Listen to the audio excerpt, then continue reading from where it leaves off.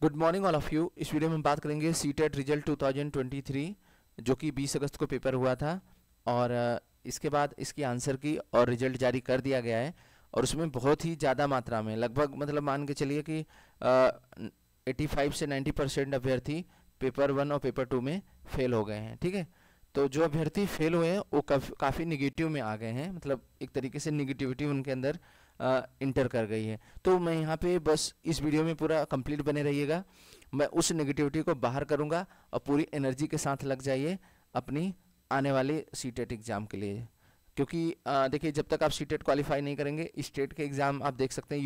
UP में क्या चल रहा है, यूपी टेट अभी 2 साल से नहीं हुआ, 3 साल से।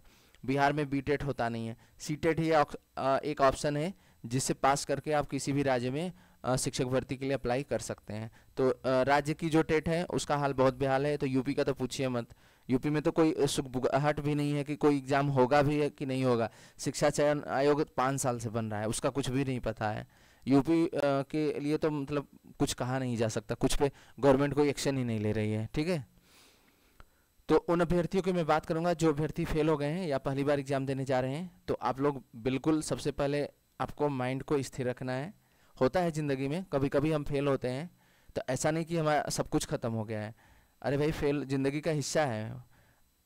अक्सर आपने सुना होगा कि गलतियाँ हमें मतलब गलतियों से हमें सीख लेनी चाहिए, ना कि हमें उससे निगेटिव में लेना चाहिए।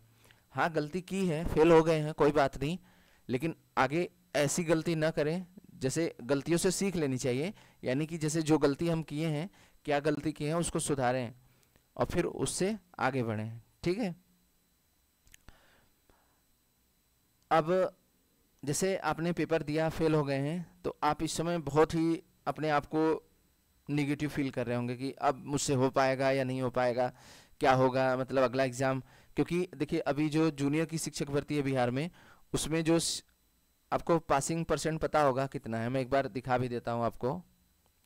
यहाँ पे देखेंगे तो कितने लोग अपियर हुए हैं। मतलब ये पंजीकृत कराया है 15 लाख के आसपास, उम्मीदवार बैठे हैं 12 लाख, और पास हुए हैं कितना, ये था 24.6 समथिंग के परसेंट के आसपास।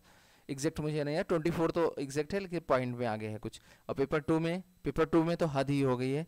ये 14 लाख में से 11 लाख लोग 12 लाख के आसपास बैठे थे, 11.5 लाख के आसपास। इसमें से 1 लाख फेल हो गए हैं। 8 पॉइंट समथिंग रिजल्ट बना था। ठीक है, तो बहुत ही दयनीय स्थिति है, क्या बताएं। मतलब बहुत ही ज़्यादा अभ्यर्थी फेल हुए हैं। तो इस इवेंट्स को देखते हुए, मतलब जो ये घटना हुई है, मतलब इस बार ये थोड़ा सा मैं कहूँ तो आपके पढ़ने के तरीके भी मायने रखते हैं। ठीक है, तो आप अपने पढ़ने के तरीकों को भी थोड़ा सुधारिए, इस पे हम लास्ट में चर्चा करेंगे। अभी हम बात करते हैं आपके निगेटिविटी को दूर करने के लिए। तो आपने सुना होगा, बचपन आपका सभी का बचपन रहा है, तो आप बचपन में साइकिल चलाना सीखे होंगे। तो आपने क्या पहली बार में ही साइकिल चलाना सीख लिया था? मतलब कुछ लोग होते हैं एक बार में थोड़ा बहुत इधर चलाया, सब सीख लिया, लेकिन वैसे 0.01% लोग होते हैं। तो आप एक दिन गए साइकिल चलाने के लिए, दूसरे दिन गए, तीसरे दिन गए, चौथे दिन गए, गिरते हैं, लड़खड़ाते हैं, हारते हैं, फिर अगले दिन जाते हैं। पेरेंट्स जो आपके माता पिता हैं आपको बोलते हैं नहीं बेटा आप एक बार फिर ट्राई करिए, इस बार सीख जाएंगे। फिर अगले दिन इस तरीके से आप करते हुए अपने लक्ष्य को प्राप्त करते हैं। यानी कि आप बाइक चला रहे हैं या साइकिल चला रहे हैं, किसी की बात भी हो, तो स्पेशली मैं साइकिल की बात कर रहा हूँ क्योंकि सबसे ज़्यादा स्ट्रगल वहीं पे करना पड़ता है, क्योंकि हम छोटी क्लास में ही साइकिल चलाना सीखते हैं। तो मैं उसी का एग्जांपल ले रहा हूँ यहाँ पे। तो मेरा कहने का मतलब ये है कि आप पहली बार में ही सारी चीज़ें नहीं सीख जाते हैं, हमें 1 बार 2 बार 3 बार मेहनत करनी पड़ती है, तब उसके बाद हम उस चीज़ को सीख पाते हैं। मुझे बचपन का याद है अपना, मुझे बहुत डर लगता था, मैं 6 क्लास में पहुँच गया था, तभी मुझे साइकिल चलाना नहीं आता था। तो मुझे बहुत टेंशन रहती थी। पढ़ाई में तो आई थिंक मुझे ठीक ठाक लगता था कि मैं चलो पढ़ाई कर लूँगा, मतलब पढ़ाई में दिक्कत नहीं होगी, वो तो मेरे मेहनत के ऊपर है कितना मेहनत करनी है। लेकिन मुझे साइकिल चलाने की जब बात आती थी तो जैसा लगता था कि सारी एनर्जी मेरे शरीर से मतलब निकल गई है। तो बहुत टेंशन होती थी कि हम साइकिल नहीं चला पाएंगे तो आगे चल के क्या होगा, अगर दूर एडमिशन हो जाएगा, मतलब जैसे 9th 10th में अगर बहुत ही घर से बहुत दूर एडमिशन हो गया तो हम किसके साथ जाएंगे, कौन, कोई दोस्त तो हमेशा नहीं ले जा सकता ना स्कूल। मेरे दोस्त भी थे लेकिन सारे दोस्त हमेशा मुझे साइकिल से थोड़ी लेके जाएंगे कि आपको चलो स्कूल रोज़ छोड़ रहे हैं। तो बहुत टेंशन रहती थी मुझे। तो मैंने भी फिर मतलब बहुत ही मतलब निगेटिव में रहता था कि कैसे सीखेंगे मतलब अब तो साइकिल चलाना। तो एक बार की बात है, हम पार्क में खेल रहे थे, गांव का जो पार्क होता है उसमें मेरे पिताजी आते हैं काम से, मतलब अ, काम से जब वापस आ रहे थे शाम में 6 बजे, तो उस टाइम साइकिल वो मुझे दे देते हैं, बोलते हैं कि बेटा जाके मतलब ये साइकिल चलाओ, थोड़ा सीख लो। और कई बार उन्होंने बोला भी था, मुझे थोड़ा स्ट्रिक्ट भी बोला था कि नहीं सीखोगे तो कैसे काम चलेगा आगे, आप मतलब दूसरा कोई हमेशा कैसे पहुंचाएगा आपको, हमेशा तो आपके दोस्त नहीं रहेंगे ना हर जगह पहुंचाने के लिए, तो आपको सीखना तो पड़ेगा ही। तो उस दिन मुझे ज़बरदस्ती पिताजी ने, माता पिता का बहुत अहम रोल होता है, उनका स्थान कोई नहीं ले सकता जीवन में, याद रखिएगा। चाहे वो कितना भी डांट दें या कुछ भी बोल दें, कभी भी उनकी बातों का बुरा नहीं मानना चाहिए, ठीक है। तो वो याद मतलब जो दिन है वो मुझे याद है आज भी। तो पिताजी ने मुझे बोला कि जाइए आप अच्छे से मतलब साइकिल चलाइए, कोई बात नहीं, गिरेंगे लड़खड़ाएंगे कोई बात नहीं, चोट लगेगी तो डॉक्टर के पास ले चलेंगे ना, टेंशन क्यों लेते हैं। तो उस दिन मैंने साइकिल उठाई और साइकिल लेके गया पार्क में मतलब चलाने के लिए। पहले 1-2 बार गिरा, चोट भी लगी, मेरे पैर में काफ़ी कट गया, मतलब जो पैडल होता है साइकिल का, जो जहाँ से हम पैर चलाते हैं, उसका जो नोकीला वाला पार्ट, पहले की साइकिल में देखा होगा नोकीला सा पार्ट लगा रहता था आगे की तरफ, तो उसमें मतलब वो खुला ही था। तो वो जब हम गिरते हैं तो वो साइकिल के मतलब पैडल जो होता है मेरे पैर के अंगूठे के ऊपर लग जाता है, आज भी निशान है, उस पर बहुत ज़्यादा चोट लग जाती है। फिर उस दिन मैं आता हूँ, मेरे दोस्त भी साथ में थे, एक लोग थे मतलब, उन्होंने साइकिल थोड़ा शुरू में पकड़ी, और हुआ क्या वहाँ पे कि जब उन्होंने साइकिल पकड़ी थोड़ा सा, तो मुझे बहुत कॉन्फिडेंस आया। जब किसी का सहारा मिलता है हल्का सा, यहाँ पे आप सहारा मेरा मान सकते हैं आप लोग, कि मैं जो मोटिवेशन दे रहा हूँ आपको, इसको पॉजिटिव में लेके चलना है और अपने आपको बहुत ही बेहतर तरीके से आगे बढ़ना है, निगेटिव एकदम नहीं सोचना है। ज़िंदगी में असफलता मिलती रहती है, उसको ज़्यादा हमें असफलता से हमें कुछ सीखना चाहिए, हमने क्या गलती की है उसको सुधारिए, न कि आप उसको निगेटिव में लीजिए ना, ठीक है। तो आपको जो निगेटिव आपने मतलब जो गलती की है उससे सीखिए और अपने आप को पॉजिटिव बनाइए। हाँ, होता है कभी कभी ज़िंदगी में थोड़ा बहुत दिक्कतें आती हैं, तो ऐसा नहीं कि हम सब कुछ हार गए हैं, आगे की ज़िंदगी को हम बेहतर बना सकते हैं अपने पॉजिटिव थिंकिंग के साथ। ओके, तो आगे चलते हैं। तो उस टाइम क्या हुआ, मेरे दोस्त ने जब साइकिल पीछे से पकड़ लिया, थोड़ा सा सहारा मिल गया, तो मुझे लगा कि मेरा दोस्त मतलब पकड़ के रखा है, और उसने कुछ टाइम बाद छोड़ दिया और मैं बहुत दूर तक साइकिल चलाता रह गया, मतलब अकेले ही। फिर बाद में कुछ देर बाद जैसे ही मैंने पीछे मुड़ के देखा कि मेरा दोस्त नहीं है, पीछे पकड़ के रखा है, मैं गिर गया तुरंत। तो इससे क्या मतलब एक मतलब आपको एक पॉजिटिव सहारे की ज़रूरत है आगे बढ़ने के लिए। तो वहाँ पे जैसे मेरे दोस्त ने मुझे थोड़ा सा पॉजिटिव का मतलब साइकिल चलाने के लिए उसने बोला कि हाँ चलो मैं पकड़ रहा हूँ, चला लोगे तुम, कोई बात नहीं।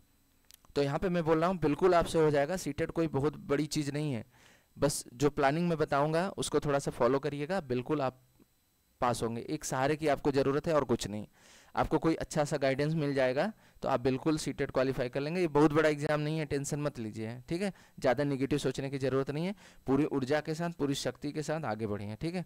तो उस दिन क्या होता है, साइकिल चला के जब मैं आता हूँ तो काफ़ी चोट भी लगी थी, ब्लड निकल रहा था पैर में, पॉडल से जो चोट लगी थी। तो आया घर पे तो पिताजी पूछे क्या हुआ, मतलब बताया मैं चोट वोट लग गई। तो गांव में देखेंगे अक्सर मतलब बहुत दवा तुरंत नहीं करते, तो पिताजी एक गांव में देखे होंगे जैसे घी होता है देसी घी, उसको जला करके और एक रस्सी होती है उससे, उस घाव काफ़ी हो गया था तो उसको जलाते हैं, पहले बहुत दर्द हो रहा था। तो देखिए जब भी आप ज़िंदगी में कुछ हासिल करेंगे तो दर्द तो होना चाहिए, लेकिन वो दर्द मुझे बहुत कम लग रहा था क्योंकि मुझे इतना कॉन्फिडेंस आ गया था ना, जितना अच्छा लग रहा था कि मुझे लग रहा था कि अब मैं ज़िंदगी में मतलब बहुत बड़ी चीज़ हासिल कर ली है। मुझे लग रहा था कि अब ज़िंदगी के एक अहम हिस्सा, जो मुझे बहुत टेंशन रहती थी, सच में बताऊं कि मुझे ये टेंशन रहती थी कि मुझे कौन ले जाएगा दूर, अगर मुझे जाना पड़ा साइकिल चलाते हुए तो कौन ले जाएगा मुझे। तो उस दिन मुझे उस दर्द मतलब जो पिताजी मेरे मतलब जैसे जो घी होता है उससे पूरा मतलब एक रस्सी से उस पे लगा करके पूरा, और उसको आग में जलाते हैं और उसको फिर मतलब दागते हैं घाव को। तो उस पे बहुत दर्द होता है। आप गांव में अगर गांव के लोग होंगे तो आपको पता होगा कि किस तरीके से घाव को जला करके सही किया जाता है, जिससे कि मतलब जैसे लोहे से या इन सब चीज़ों से लग जाता है। उसके बाद दवा भी की गई, लेकिन बाद में दवा की गई, ठीक है। तो मेरा कहने का मतलब एक मोटिवेशन है यहाँ पे ये सब चीज़ें बताने का कि आपके कठिनाई में जैसे आप सीटेट की तैयारी करेंगे, थोड़ा सा निगेटिविटी या फिर बाहर की चीज़ें आपको इफेक्ट करेंगे, आपको दर्द देंगी, कठिनाई होगी, आप मतलब थोड़ा सा डरे रहेंगे, या फिर मतलब डरने की बात नहीं है, डरने का मतलब निगेटिव सोचने की बात रहेगी। तो ऐसा बिल्कुल नहीं है। अगर ज़िंदगी में कुछ हासिल करना है तो भाई कष्ट या फिर आपको तकलीफ हो रही है तो समझ लेना कि आप अच्छी लाइन में जा रहे हो, ठीक है।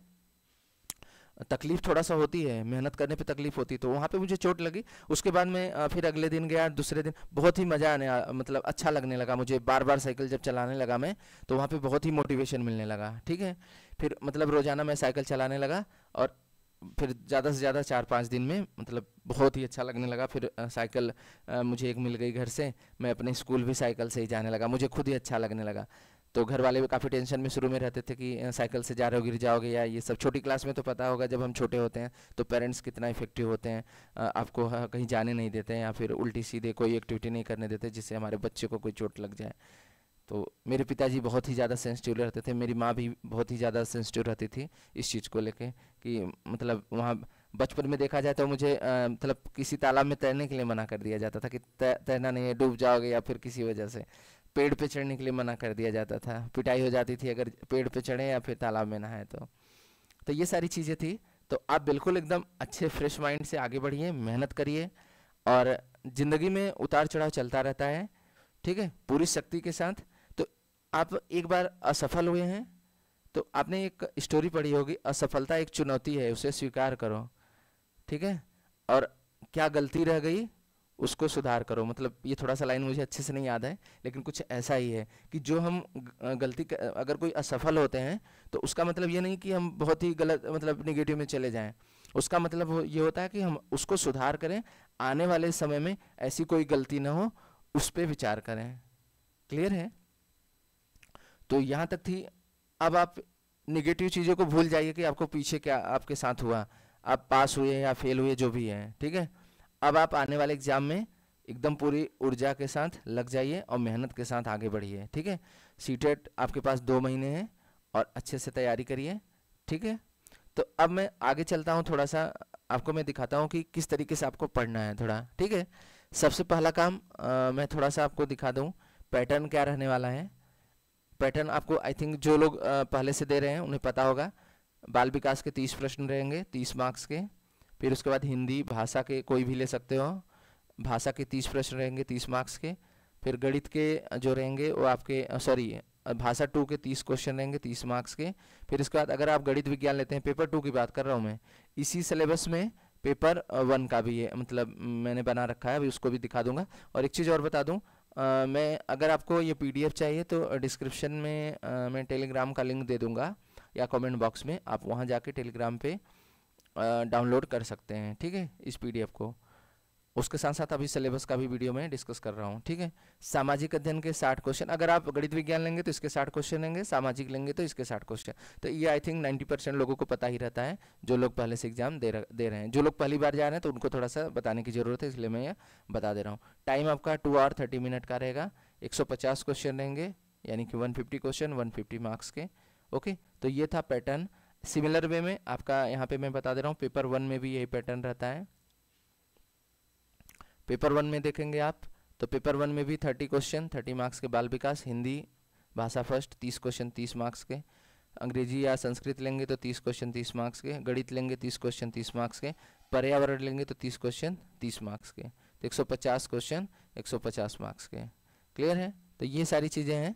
फिर इसके बाद मैं यहाँ पे थोड़ा सा सिलेबस डिस्कस कर दूँ। आप ये पेपर 2 सिलेबस देख रहे होंगे, ये पूरा सिलेबस है बाल विकास का, ऐसे ही मैंने पूरा बना रखा है। एक चीज़ और बता दो, जो अभ्यर्थी हिंदी मीडियम के हैं तो वो हिंदी में पीडीएफ डाउनलोड करके पढ़ेंगे, और जो लोग इंग्लिश मीडियम के हैं इंग्लिश की पीडीएफ डाउनलोड करेंगे, ठीक है। हिंदी वाले इंग्लिश का डाउनलोड कर लेते हैं तो उन्हें समझ में नहीं आता थोड़ा सा, तो कृपया आप लोग ध्यान दीजिए।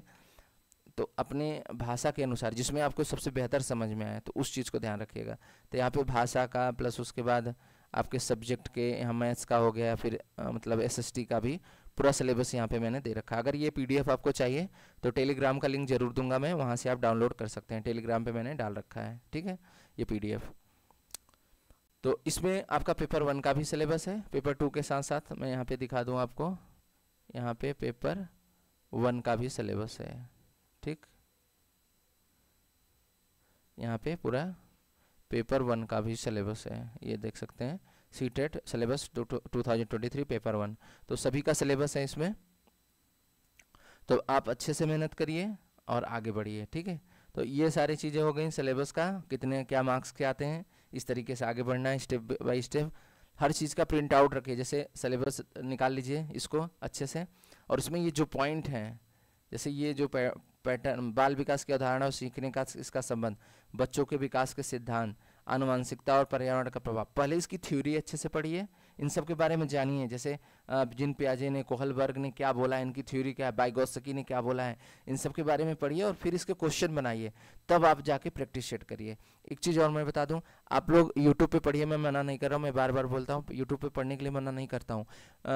आपको सबसे पहले क्या करना है, आपको पहले इसके सिलेबस को कवर करना है। हाँ, थोड़ा बहुत जैसे पढ़ के आप काफ़ी देर तक पढ़ रहे हैं, 3-4 घंटे पढ़ लिया है तो आप थक गए हैं काफ़ी, तो हाँ यूट्यूब पे थोड़ा बहुत क्वेश्चन देख लिया, या फिर मतलब आप चले गए यूट्यूब पे, तो वहाँ पे मोटिवेशन ही मिलता है, सारे बच्चे पढ़ते रहते हैं तो आपको लगता है कि हाँ थोड़ा मुझे भी पढ़ना चाहिए। लेकिन एक चीज़ याद रखिएगा, डायरेक्ट बस क्वेश्चन करेंगे ना तो वही क्वेश्चन बस आपको पता रहेगा, पैटर्न अगर क्वेश्चन घुमा फिरा के देगा तो आप नहीं कर पाओगे, और रट करके 90 नंबर तो नहीं ला सकते। मैं बार बार बता रहा हूँ, सभी बच्चों के लगभग 60 से 70 नंबर रहते हैं, फेल कितने से होते हैं, 60 से 70 नंबर सभी के रहते हैं, लगभग इतने नंबर, और फेल होते हैं 20 नंबर, वही आसपास देखोगे 2, 4, 6, 8, 10, 12, 15, इन्हीं से सब फेल हुए हैं ज़्यादातर, जो लगभग देखेंगे 12 लाख में से 1 लाख पास हुए हैं, 11 लाख में से, तो जो 10 लाख फेल हुए हैं किसमें, 2-4 नंबर से ही सब फेल हुए हैं।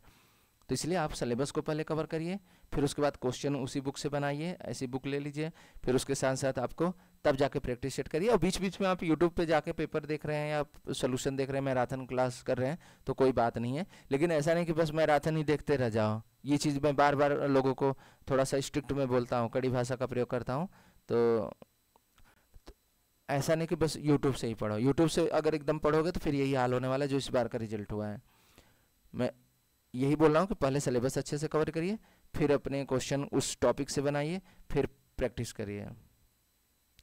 तो आइए चलते हैं थोड़ा सा अब रिजल्ट में किस तरीके से आपको प्लानिंग करनी है, किस सब्जेक्ट को कितना टाइम देना है।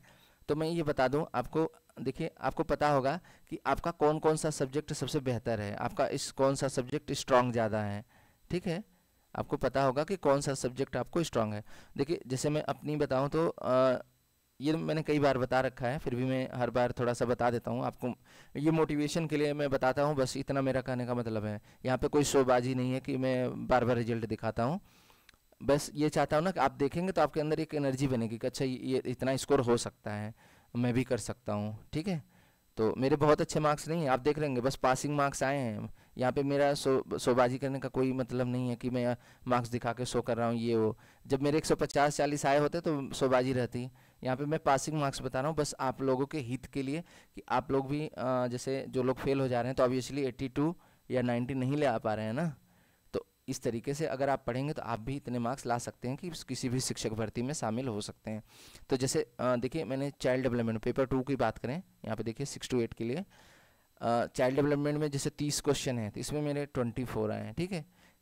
यहाँ पे मैंने 2 सब्जेक्ट को फोकस किया था, जैसे यहाँ पे संस्कृत में मेरे 30 में से कितने आ गए, 23, तो 2 में कितने नंबर हो गए, यहाँ पे देखिए 24 और 23 कितने हो गए, 4, 3, 7 हो गए और 47, 2 सब्जेक्ट से ही 50 के आसपास पहुँच गया मैं, ठीक है, 2 सब्जेक्ट के से ही 50 के आसपास पहुँच गया।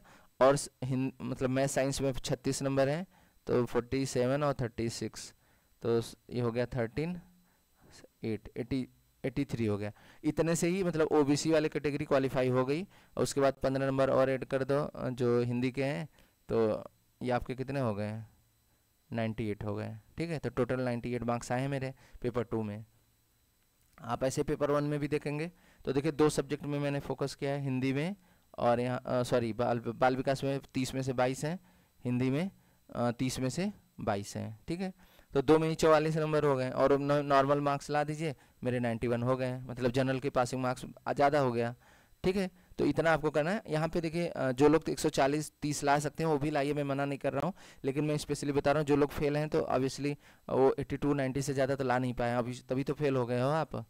तो ज़्यादा 130 और 40 वैसे बच्चे हैं, लेकिन वो 1% है जो 130-40 लाते हैं, बहुत ही अलग स्वभाव उनका, मतलब जो सृजनात्मकता होगी वो बहुत ही अच्छी होगी, जिसकी वजह से इतना अच्छा स्कोर कर सकते हैं, ठीक है।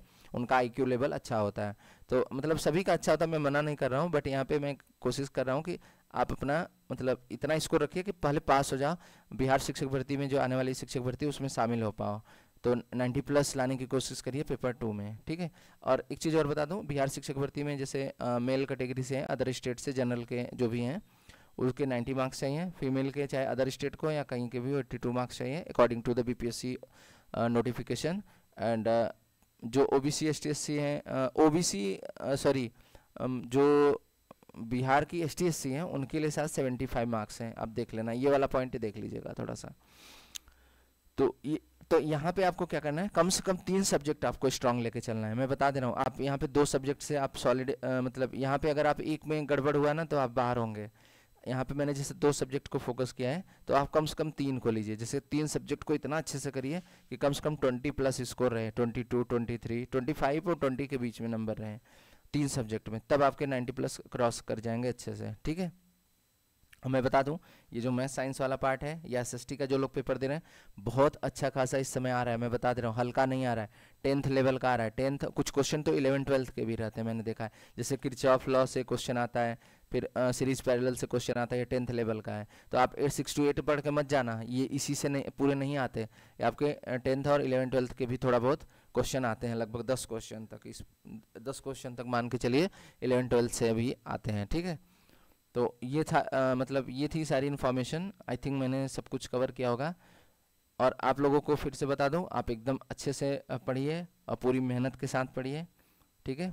आप नेगेटिव में बिल्कुल मत रहिए, चीज़ें मतलब ज़िंदगी में थोड़ा बहुत हार जीत चली मतलब लगती रहती है, तो नेगेटिव शक्ति जो आपकी है, नेगेटिविटी में आप फंसे पड़े हो, अब क्या होगा, एक्चुअली क्या होता है जब हम एक बार नहीं होता है ना, तो मैं समझ सकता हूँ, आप थोड़ा सा नेगेटिव हो जाते हो, सारी ऐसा लगता है कि यार पता नहीं मुझसे होगा कि नहीं होगा, ये दुनिया भर की चीज़ें, तो बिल्कुल नहीं है।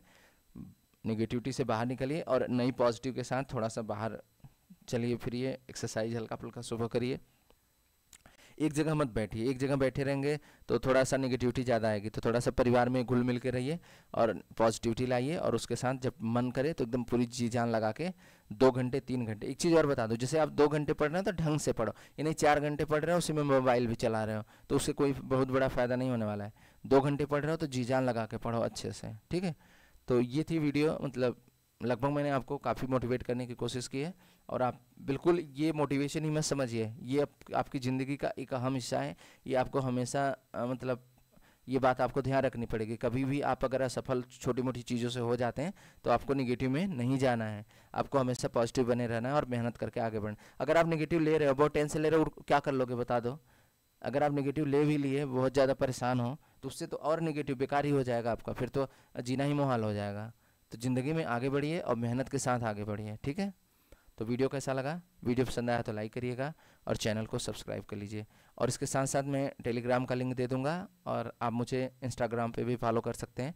उसके साथ साथ आपको एक सीटेट का और डीएलएड जो 4th सेमेस्टर हैं और 2nd सेमेस्टर, उन सब की मैथ्स के लिए एक नए चैनल स्टार्ट करने जा रहा हूँ मैं, जिसपे स्पेशली यहाँ पे एक्चुअली क्या है, बिहार शिक्षक भर्ती की सारी क्लासेस में चला रहा हूँ। इस पर बस उसी की क्लासेस ज़्यादातर मिलेंगी, सीटेट की क्लासेस मिलेंगी लेकिन थोड़ा कम मिलेंगी, तो इसलिए मैं सीटेट की क्लासेस और डीएलएड जो मैथ्स का है उसके लिए अलग चैनल है, एजुकेशन 20 सीटेट और यूपीटेट के नाम से है, ठीक है। उसका लिंक भी आपको डिस्क्रिप्शन में मिल जाएगा, आप सब्सक्राइब जरूर कर लीजिएगा, ठीक है, जो लोग सीटेट के अभ्यर्थी हैं और डीएलएड के अभ्यर्थी हैं। तो वीडियो कैसा लगा एक बार और मैं बोलना चाहूँगा, वीडियो पसंद आया तो लाइक करिएगा और चैनल को ज़रूर सब्सक्राइब करें, ठीक। थैंक यू फॉर वॉचिंग, भगवान करे आपका दिन शुभ हो।